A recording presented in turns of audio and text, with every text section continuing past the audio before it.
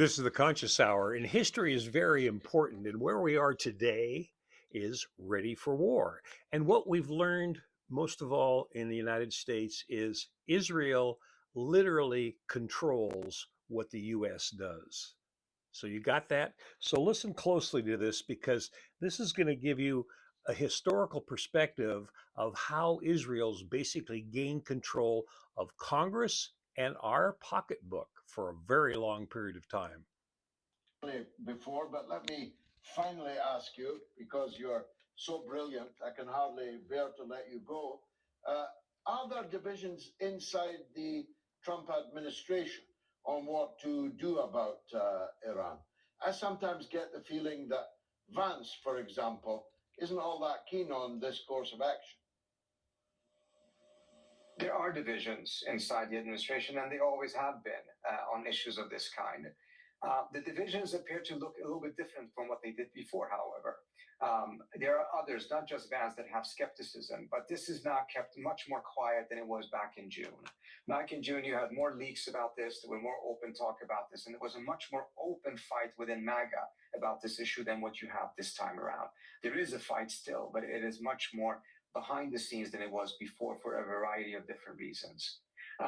But one thing that seems to be different, not necessarily compared to June, but that is nevertheless different, is that the president himself appears to be a driving force behind this. This is not him being pushed by bureaucracy or by the Pentagon to go in this direction, but the president himself being on a sugar high from Venezuela, from his previous bombing campaign on Iran, as well as a lot of, in my view, misinformation being fed to him by the Israelis, who tell him that the Iranians are much weaker than others say. All you need to do is push it a little bit. You'll overthrow the regime. You will be the hero. And it seems to me that he's falling for that, whereas other elements in the administration are much more resistant to those type of narratives. Fascinating. Trader Parsi, thank you for joining us on the Mother of... Thank you so much for having me. And the one thing I want to put in here is look at the buildup. You've got Iran now has China, has Russia, and the U.S. government's done what? We're putting all, we're not all, we have 3 aircraft carriers which will be in the region. All the lots of destroyers are there. Planes are flying with munitions, and they're prepared to spend literally hundreds of millions of dollars without even counting. And, if this thing goes to full scale war, how many billions is the U.S. going to be spending on this because of Israel? Israel is driving Congress. Israel is driving Trump because Trump's compromised. Remember, Jared Kushner has got $40 billion ready to go rebuild Gaza, but the real trip is this. They want to expand the entire coastline into Lebanon, and that's why they've been bombing Lebanon. They want to build a brand new Viva Las Vegas all the way up the coastline. And so money is waiting to be spent. Netanyahu is on a mission. Trump is compromised. And how does it end? Well, it's going to end with a war. And will Israel survive?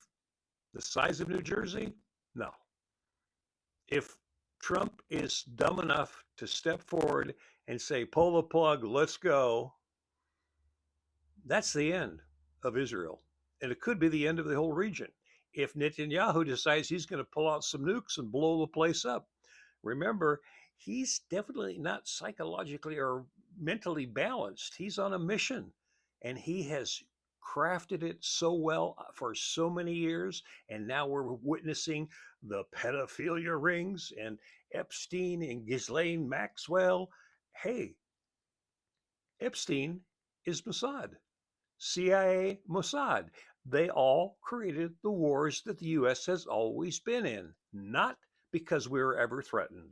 This is the Conscious Hour. Please share this video, hit the like button, and if you could donate to the 501c3, please do, because any money that we get in there is going directly to the people in need. Thanks for tuning into the Conscious Hour. Share and like.